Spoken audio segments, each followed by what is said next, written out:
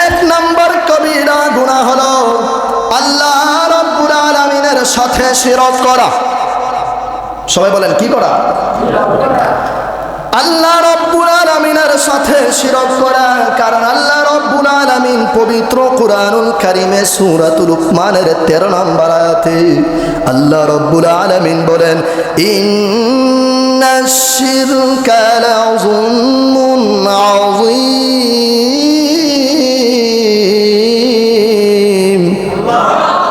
রব্বুল আলামিন বলেন, নিশ্চয় শিরক বড় জুলুম, নিশ্চয় শিরক সর্বোচ্চ লেভেলের সর্বোচ্চ পর্যায়ের বড় গুনাহ।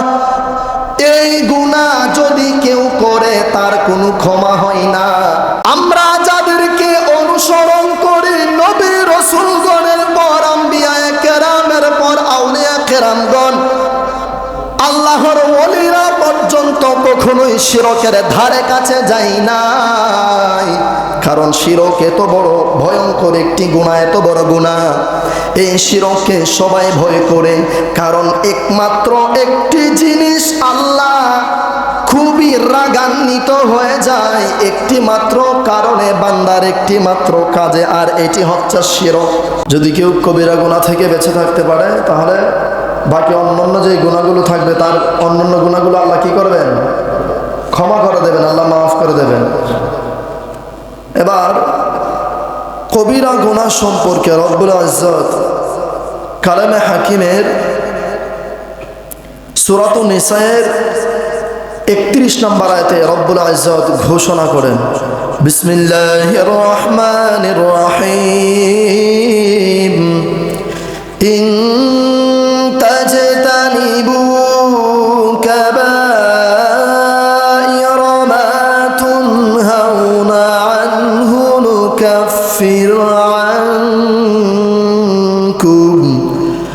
নুকাফির আনকুম সাইয়্যাতিকুম ওয়া নুদখিলকুম মুদখালান কারীমা।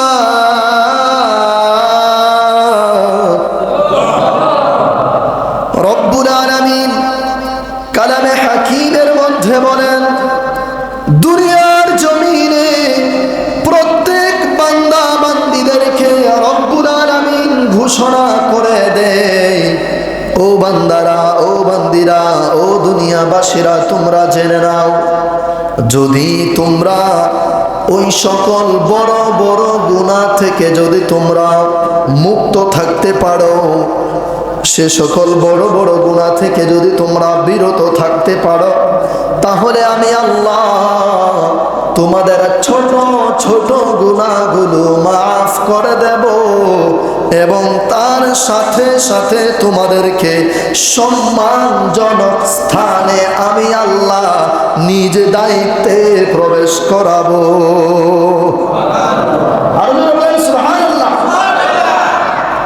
আল্লাহ কথাটা বললেন কি, বান্দারে, আমি আল্লাহ নিজ দায়িত্বে সম্মানজনক স্থানে তোমাদেরকে প্রবেশ করাবো।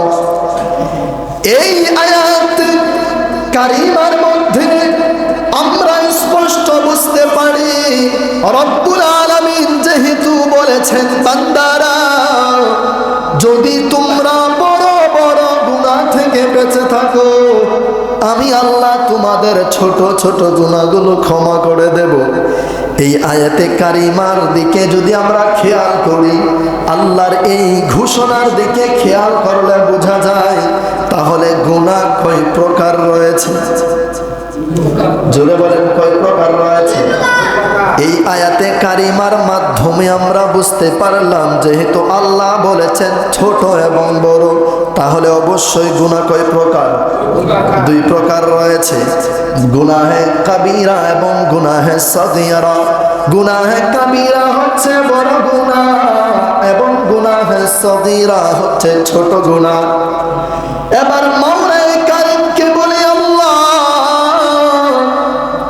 ওই সকল গুনাহ যদি কেউ করে ফেলে গো,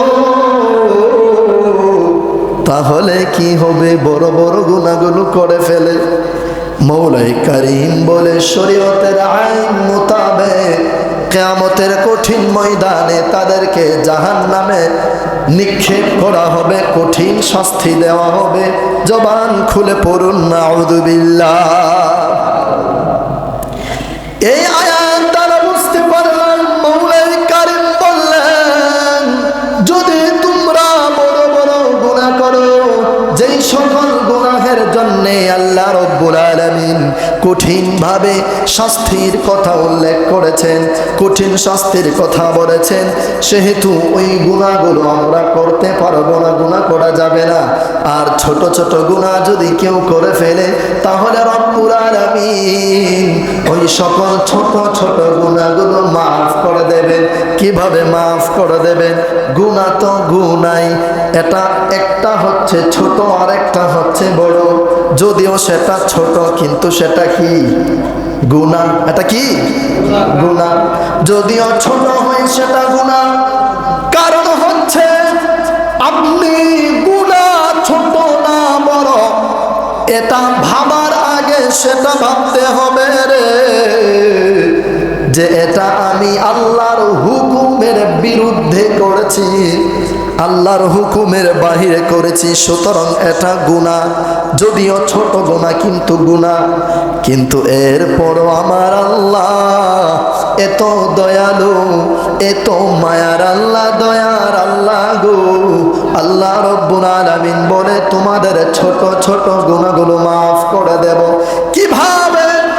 বান্দা যখন এই মুহূর্তে রমজান বাইতুস সালাম জামে মসজিদে সকল মুমিন মুসলমানেরা জুমার নামাজের জন্য ঘর থেকে রওনা হয়ে গেছে।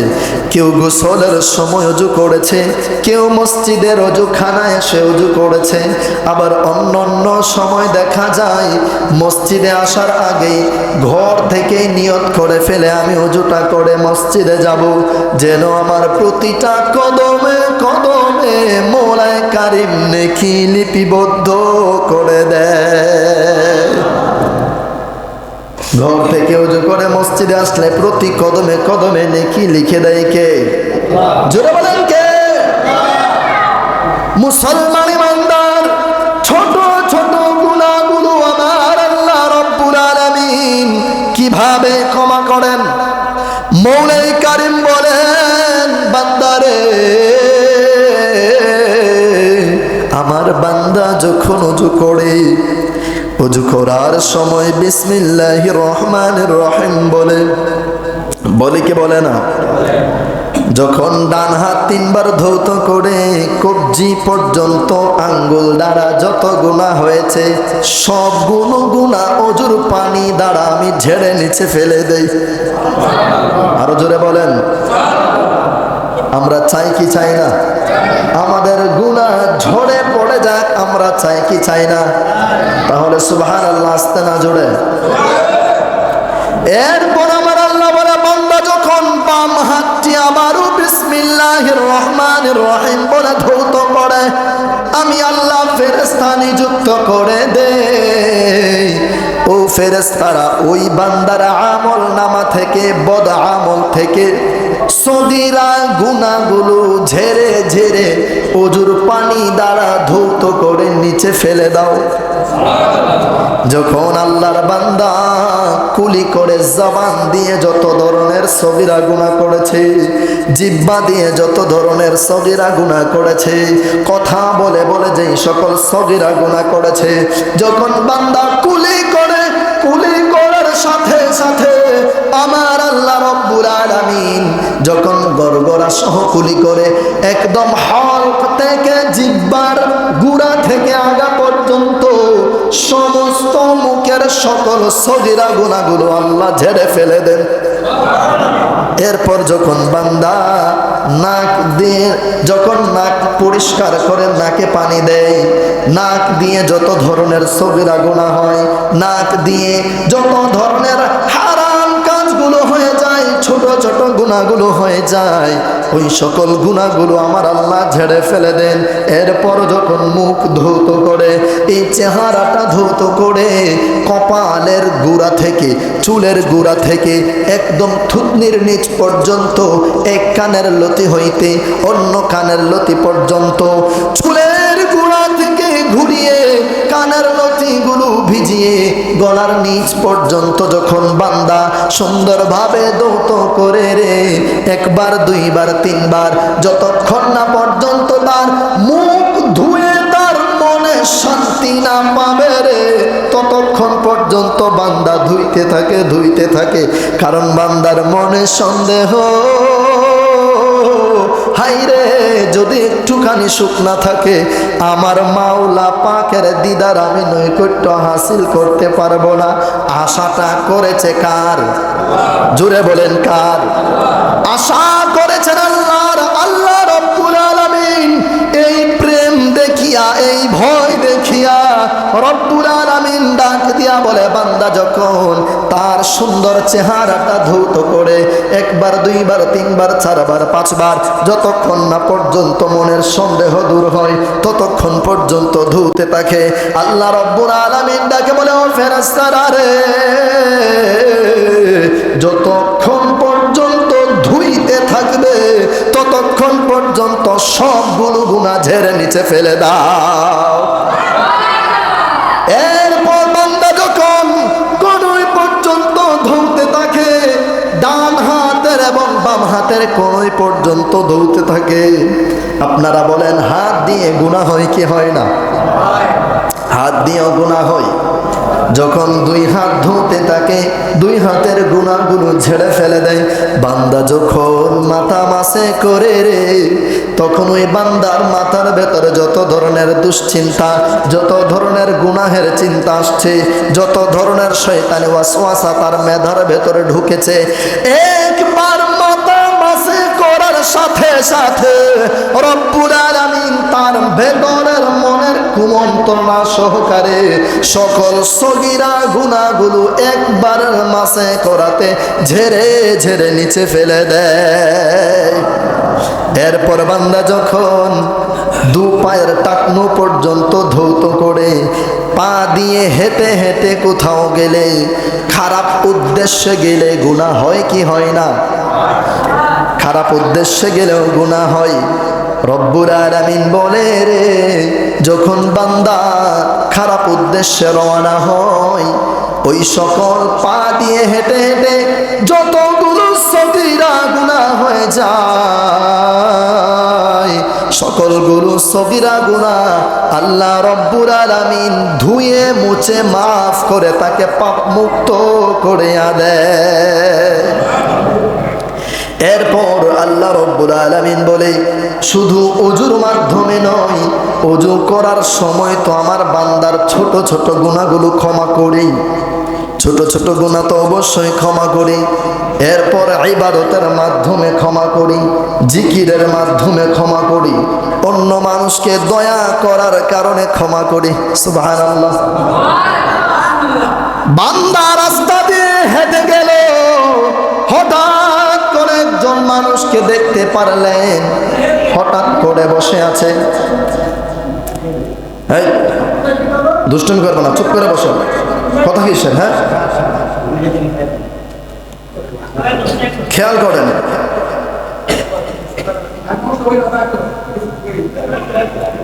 এদিকে মনোযোগ দেন, এদিকে মনোযোগ দেন। মনোযোগ অন্যদিকে নেবেন না, সরাবেন না। পুরো সপ্তাহ ঘুরে একটি দিন, পুরোটা সপ্তাহ ঘুরে একটি দিন, এই সপ্তাহের মধ্যে একটি দিন জুমার দিন, শুক্রবারের দিন আল্লাহ দিয়েছেন। কেন? কেন দিয়েছেন? যেন আপনি সারা সপ্তাহের গুনাহের বোঝা মাথায় নিয়ে এসে মওলায়ে পাকের দরবারে সারেন্ডার করেন।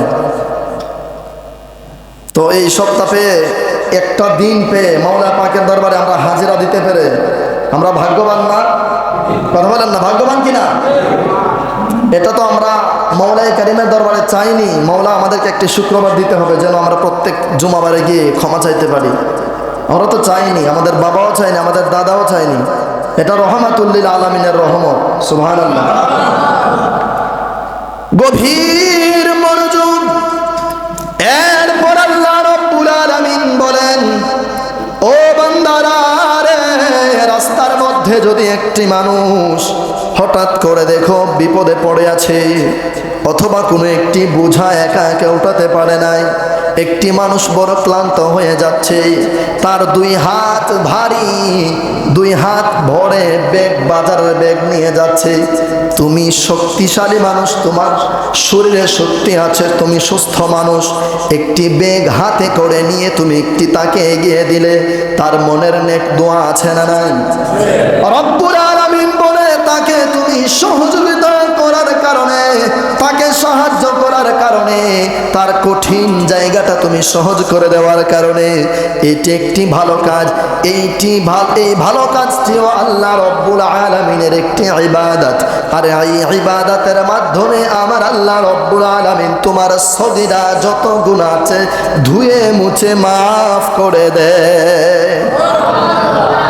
এরপর আল্লাহ রব্বুল আলামিন বলেন, যত জায়গায় বান্দা যায়, যত জায়গায় বান্দা যায়, বান্দা যদি আমার হাবিবে পাকের শানে দুরূদ সালাম পাঠ করে, সব সময় যদি দুরূদ পড়ে, সব সময় যদি আমি আল্লাহকে শয়নে স্মরণে স্বপনে রাখে রে, ওই সকল বান্দাগুলো যখন সব সময় নবী পাকের মহব্বত নিয়ে দুরূদ পড়তেই থাকে, দুরূদ জপতেই থাকে, সকালেও দুরূদ পড়ে, বিকালেও দুরূদ পড়ে, রাস্তা দিয়ে হেঁটে যায়, মিলাদের আওয়াজ কানের মধ্যে এসেছে, দৌড়ে এসে মিলাদের মধ্যে শরীক হয়েছে, কিয়ামের আওয়াজ তার কানের মধ্যে গেল, কিয়ামের আওয়াজ শুনিয়া দৌড়ে এসে কিয়ামের মধ্যে শরীক হয়ে নবীজিকে দুরূদ সালাম দিতে লাগলো। ওই সকল বান্দাগুলো যারা সব সময় নবী পাকের দুরূদের জন্য পাগল হয়ে যায়, সব সময় নবী পাকের দুরূদ শোনা মাত্রই মহব্বত নিয়ে পড়তে থাকে, রব্বুল আলামিন বলে রে, ওই সকল বান্দাদের যত যত গুরু সগীরা গুনাহ আছে রে, দুরূদের বরকতে, আল্লাহ রব্বুল আলামিনের জিকির করার বরকতে, ইবাদত করার বরকতে, আমল বান্দেগি করার বরকতে, তার সকল ছোট ছোট গুনাহগুলো আমি আল্লাহ ইবাদতের কারণে ক্ষমা করে দে। সালাতু সালাম জানাই, দুরূদ সালাম জানাই আপনার উপরে নবী গো আমরা গুনাহগারে, সালাতু সালাম জানাই, লাম জানাই আপনার উপরে নবী গো আমরা গুনাহগারে, সালাম আমরা গুনাহগারে জানাই, আমরা গুনাহগারে, সালাম আমরা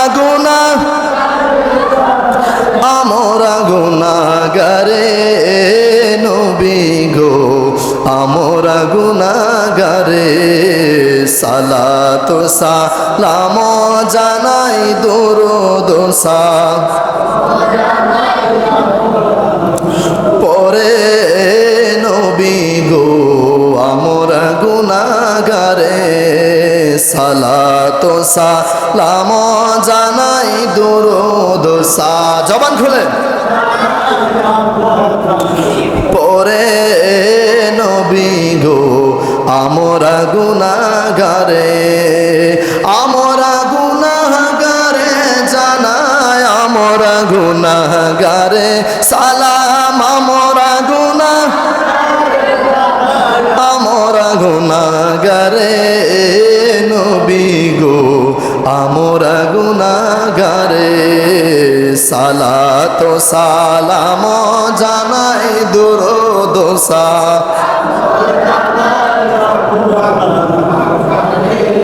এ নবী গো আমরা গুনাহ।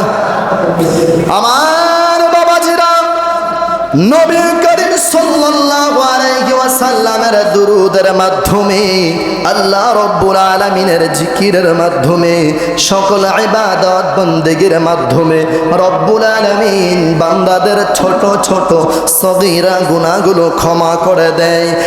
এরপর আসুন, বড় বড় গুনাহগুলো আমার আল্লাহ রব্বুল আলামিন ক্ষমা করেন না।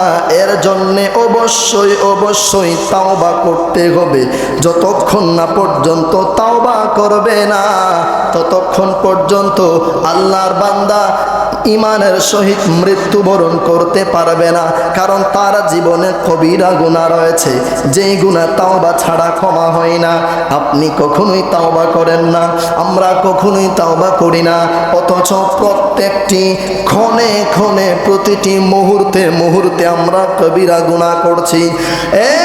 দুনিয়ার মুসলমান বান্দার, ও নূর নবীজির উম্মতের দলেরা, কবিরা গুনাহের কথা হাদিসে মুবারকের মধ্যে উলামায়ে কেরামগণ অনেকের ক্ষেত্রে 70টি কবিরা গুনাহ রয়েছে।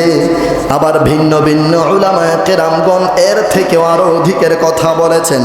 ইমাম রাজি রহমাতুল্লাহি আলাইহির মতে আমি আপনাদের সামনে কঠিন থেকে কঠিন, সব থেকে কঠিন 30টি কবিরা গুনাহের কথা উল্লেখ করব। যেই 30টি কবিরা গুনাহের মধ্যে খুবই ভয়ঙ্কর কবিরা গুনাহ, যেগুলো যদি কেউ করে রে, ক্ষমা না পাওয়া পর্যন্ত বেঈমান হয়ে কবরে চলে যাবে। নাউযুবিল্লাহ পড়েন। তার মধ্য থেকে 1 নম্বর কবিরা গুনাহ হলো আল্লাহ রাব্বুল আলামিনের সাথে শিরক করা। সবাই বলেন, কি করা? আল্লাহ রাব্বুল আলামিনের সাথে শিরক করা।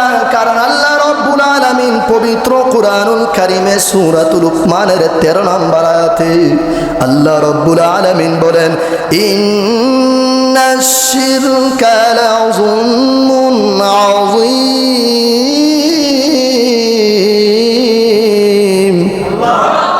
রব্বুল আলামিন বলেন, নিশ্চয় শিরক বড় জুলুম, নিশ্চয় শিরক সর্বোচ্চ লেভেলের সর্বোচ্চ পর্যায়ের বড় গুনাহ।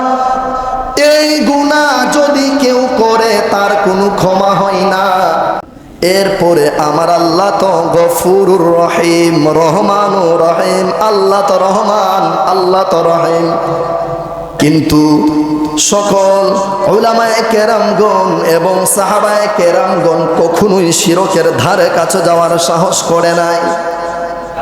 আমরা যাদেরকে অনুসরণ করি, নবী রাসূলগণের পর আম্বিয়ায়ে কেরামের পর আউলিয়া কেরামগণ, আল্লাহর ওলিরা পর্যন্ত কখনোই শিরকের ধারে কাছে যায় নাই। কারণ শিরক এত বড় ভয়ঙ্কর একটি গুনাহ, এত বড় গুনাহ। এই শিরককে সবাই ভয় করে, কারণ একমাত্র একটি জিনিস আল্লাহ খুবই রাগান্বিত হয়ে যায় একটি মাত্র কারণে, বান্দার একটি মাত্র কাজে, আর এটি হচ্ছে শিরক। এটা কি? শিরক। কারণ আপনি ধরেন, আপনি আপনার ইউনিয়নের চেয়ারম্যান, একজন সাধারণ মানুষ গিয়ে আপনার সাথে, আপনার যেই রকম চেয়ার, আপনার যেই রকম আসন রয়েছে, ওই মানুষটা গিয়ে আপনার সাথে আসনে বরাবর বসেছে, এটা শুনে আপনার ভালো লাগবে? কথা বলেন না, ভালো লাগবে?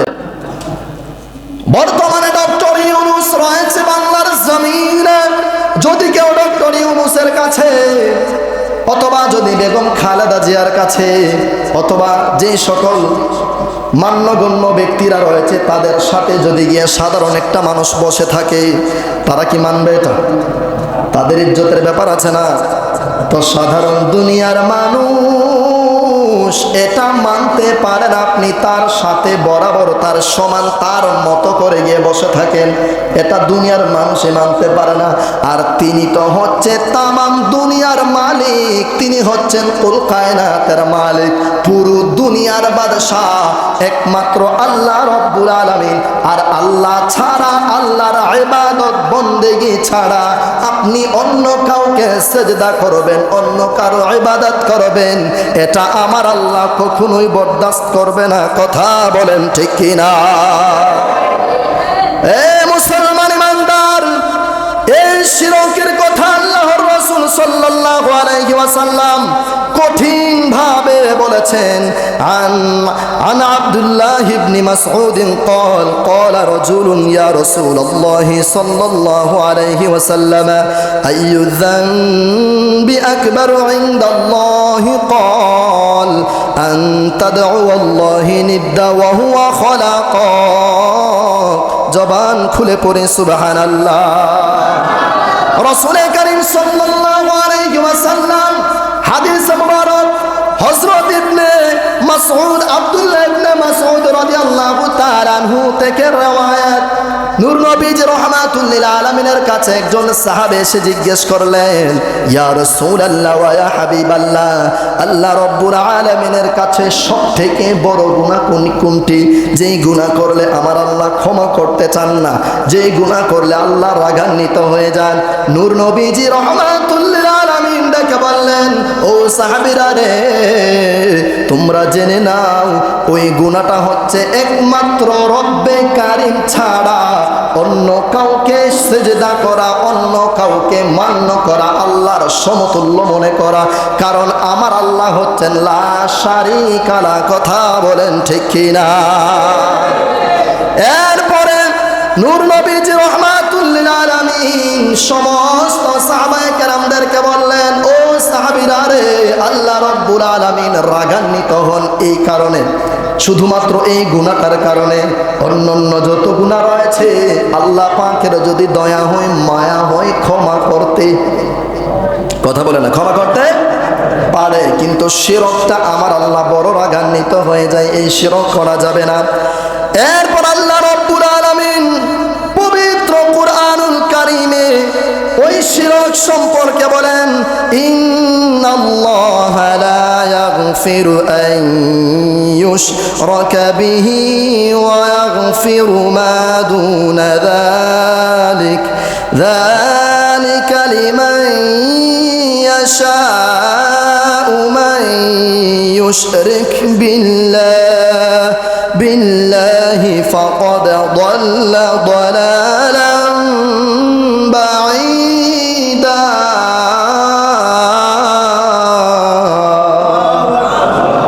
রব্বুল আলামিন পবিত্র কালামে হাকিমের মধ্যে বলেন, নিশ্চয় আল্লাহ রব্বুল আলামিন শিরককারীকে ক্ষমা করেন না। কারণ আল্লাহ সাথে, আল্লাহ রব্বুল আলামিনের সাথে যদি কেউ কাউকে শরীক করে, এটা আল্লাহ বরদাস্ত করেন না। আল্লাহ রব্বুল আলামিন বলে, যারা আমি মুনিবের সাথে অন্য কাউকে শরীক করে তারা অবশ্যই পথভ্রষ্ট হবে। নাউযুবিল্লাহ পড়েন। নিজের স্বজ্ঞানে যারা যারা আল্লাহ রব্বুল আলামিনকে না মানে, যদি আল্লাহর সাথে কাউকে শরীক করে, অন্য কাউকে সিজদা করে, তাহলে ওই ব্যক্তি মৃত্যুর আগে পথভ্রষ্ট হয়ে মৃত্যু হবে। চিৎকার দিয়ে বলেন, ঘোষণা করেছেন কে? এরপরে আসুন নূর নবীজি রাহমাতুল লিল আলামিন বলেন, লা তুশরিক বিল্লাহি শাইআন ওয়া ইন কুতিলতা ওয়া হুররিকতা। জবান খুলে পড়ে সুবহানাল্লাহ। আল্লাহ রাব্বুল আলামিন বলে, রাসূল করিম সাল্লাল্লাহু আলাইহি ওয়াসাল্লাম বলে, ও নূর নবী, ও আমার উম্মতেরা, তোমরা জেনে নাও, কখনোই তোমরা আল্লাহ রব্বুল আলামিনের সাথে শিরক করবে না, কাউকে শরীক করবে না।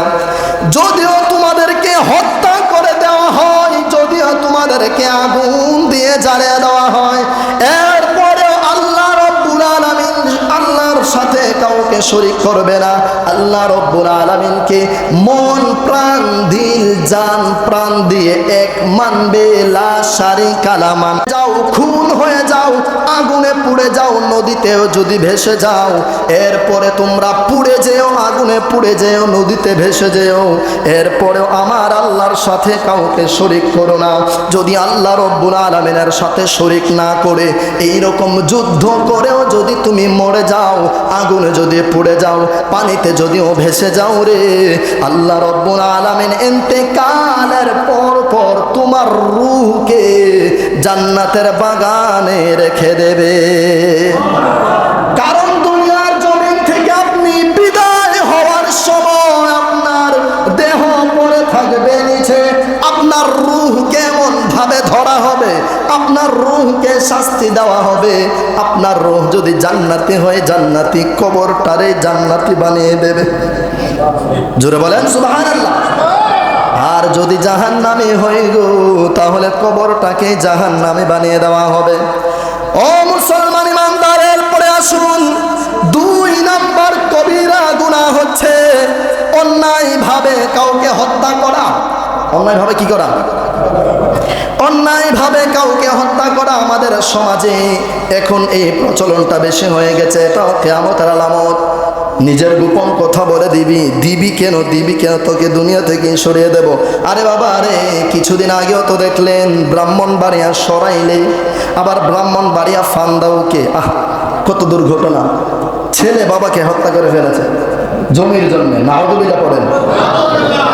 আবার একটি বাচ্চা আপনারা দেখেছেন, মা অন্য পুরুষের সাথে পরকিয়া করত, ছোট বাচ্চাটা 6-7 বছরের বাচ্চা দেখে ফেলেছে, মেয়ে বাচ্চা। দেখার কারণে, এটা তো আপনারা অনেকেই জানেন, দেখার কারণে ওই মা তার মেয়েকে এবং পরকিয়া যে ছেলে ছিল, ওই ছেলে আর মা মিলে মেয়েকে হত্যা করে ফেলেছে, মেরে ফেলেছে, নাউযুবিল্লাহ পড়েন। তারপর কি হলো, মসজিদের দোতলার মধ্যে নিয়ে রেখে দিয়েছে, যেন মনে করে যে কে করেছে, মসজিদের ইমাম মুয়াজ্জিন করেছে। এইরকম একটি অপবাদ দেওয়া হয়েছে। ইমাম মুয়াজ্জিনকে 2 দিনের রিমান্ডে নেওয়া হয়েছে। নাউযুবিল্লাহ পড়েন।